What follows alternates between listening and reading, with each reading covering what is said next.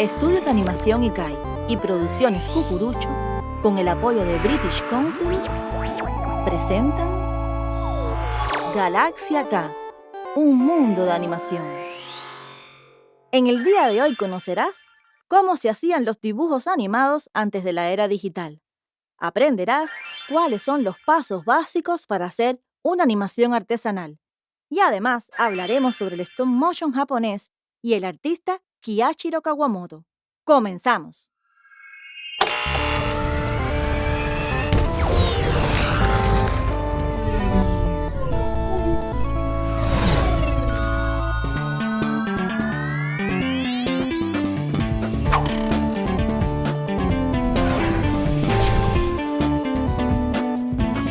En la actualidad, la mayoría de las animaciones utilizan la tecnología digital. Pero ¿cómo se hacían los dibujos animados en los comienzos de esta gran industria? Cuando el equipo decidía qué historia contar y cómo hacerlo, se procedía a animar plano por plano. Primero, se realizaban los dibujos sobre papel, haciendo una secuencia de cambios entre un dibujo y el siguiente para lograr el movimiento deseado. Luego, esa secuencia sobre papel se pasaba a finas láminas de plástico transparente que llamamos acetatos. Se dibujaba a línea negra por la cara superior del acetato todo el contorno del personaje, mientras que los colores se agregaban por la cara contraria. En cambio, los fondos y decorados eran dibujados en acuarela sobre cartulina, los cuales podían ser paisajes, árboles, edificios o hasta el interior de una habitación.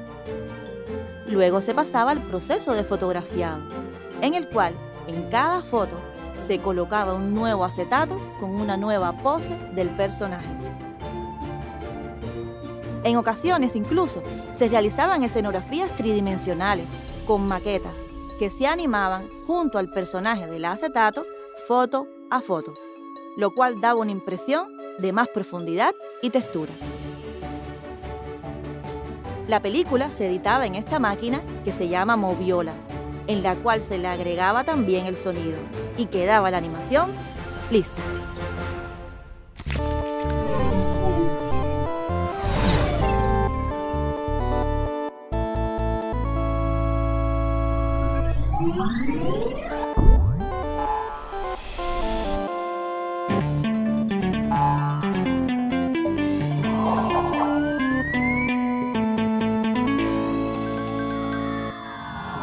Hola, te saludo desde Animateca, el programa más creativo de la Galaxia K.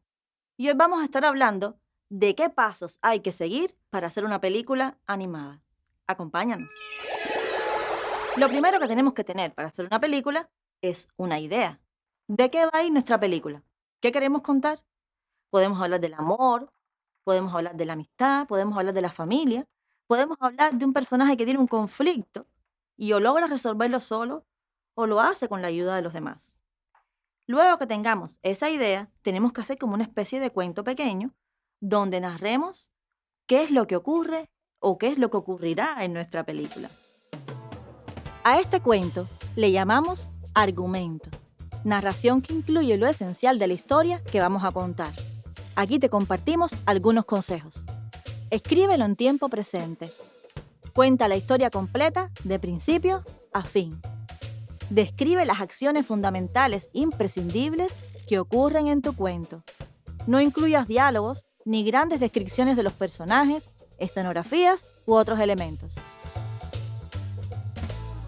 Luego que tengamos el cuento, para entenderlo mejor y para podernos guiar en el proceso para desarrollar la película, debemos llevar ese cuento a una especie de historieta. En animación le llamamos storyboard y ahí tenemos que dibujar en cuadros cómo vamos a narrar la película, los sucesos que van a ir ocurriendo y en qué orden van a ir pasando. El storyboard es una representación gráfica de nuestra historia, en viñetas, y que incluye descripción de lo que ocurre en cada plano por imagen y sonido.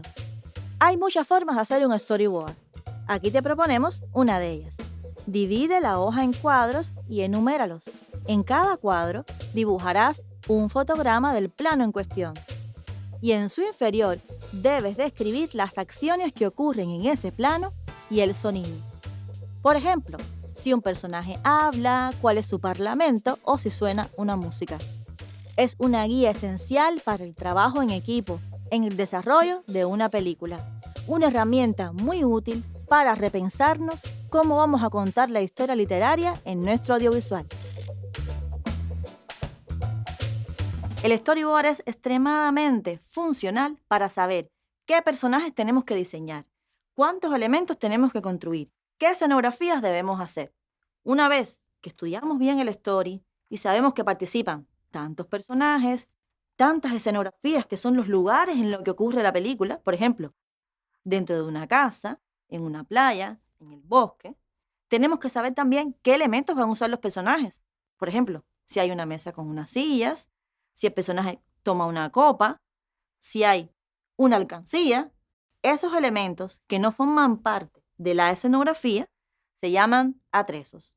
Por lo tanto, en esta primera fase ya de desarrollo, tenemos que saber todos los elementos que hay que diseñar y luego pasamos a la construcción, sea cual sea la técnica que estamos usando.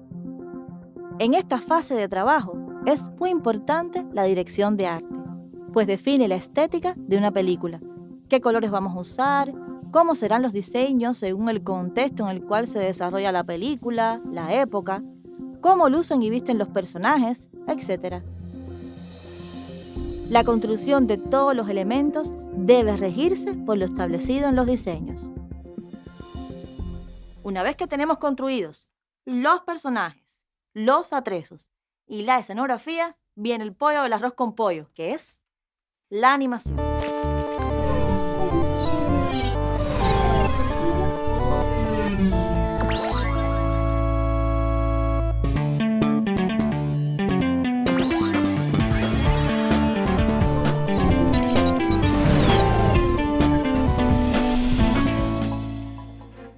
El anime es muy popular mundialmente. Este género, característico de la animación japonesa, puede estar realizado en animación tradicional o digital. ¿Pero sabías que también existe el stop motion japonés?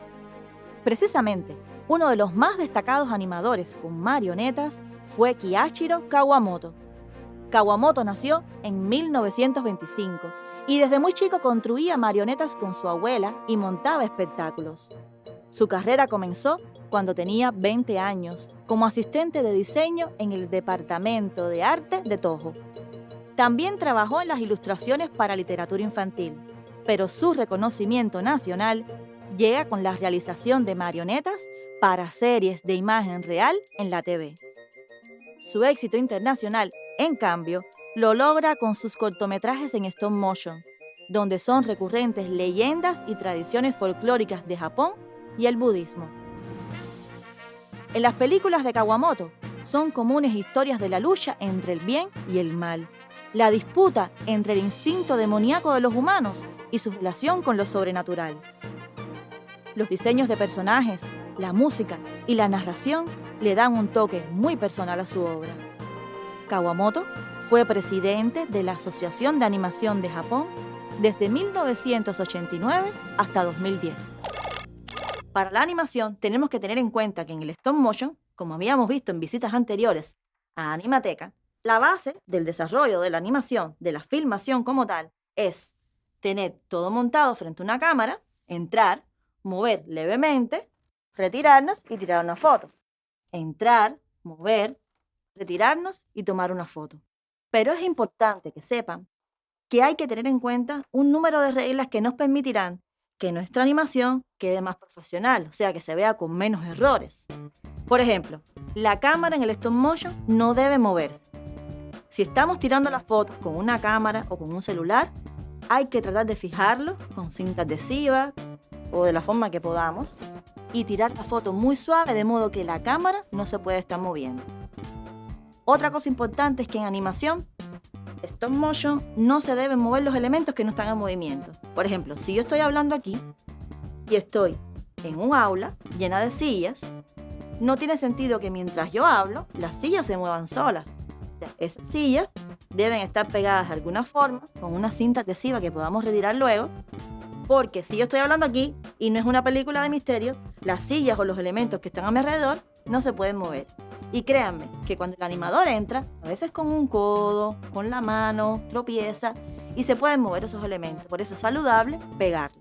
Entonces, no se mueve la cámara, no se mueven los elementos que no están en acción cuando estamos filmando y además las luces no deben moverse. Un consejo es que utilices luces de esos bombillos incandescentes amarillos que tenemos en casa o luces LED.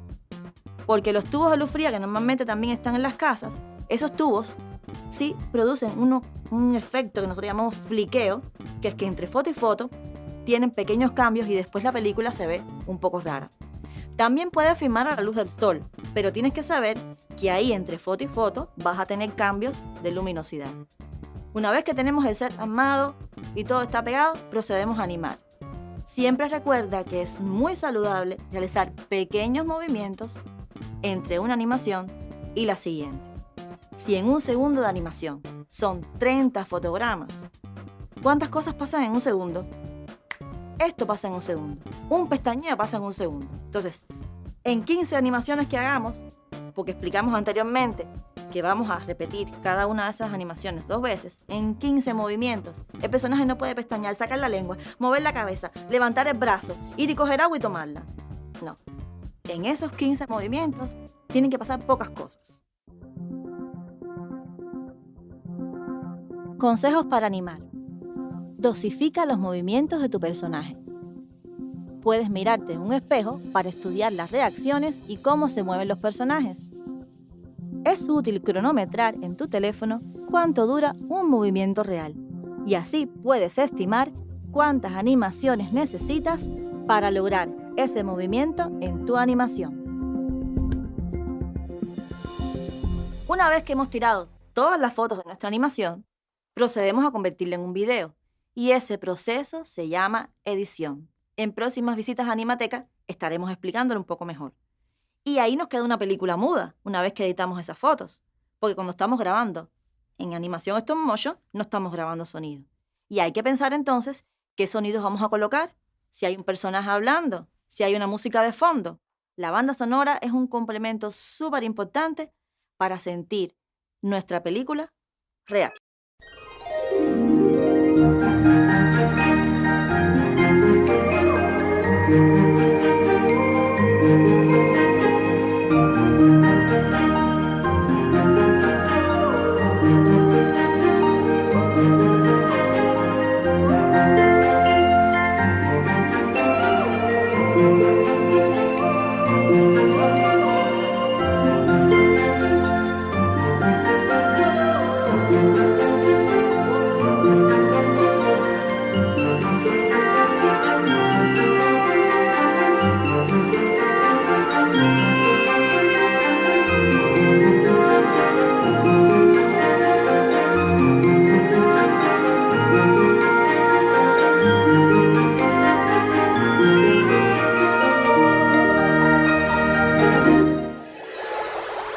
Y aquí termina esta visita a Animateca. Hoy hemos aprendido todos los pasos que hay que seguir para hacer una película animada. Así que ya puedes ir pensando en una idea y en cómo desarrollarla. Recuerda que todo lo que existe se puede animar y que por suerte la creación es infinita. Comienza a crear. Nos vemos.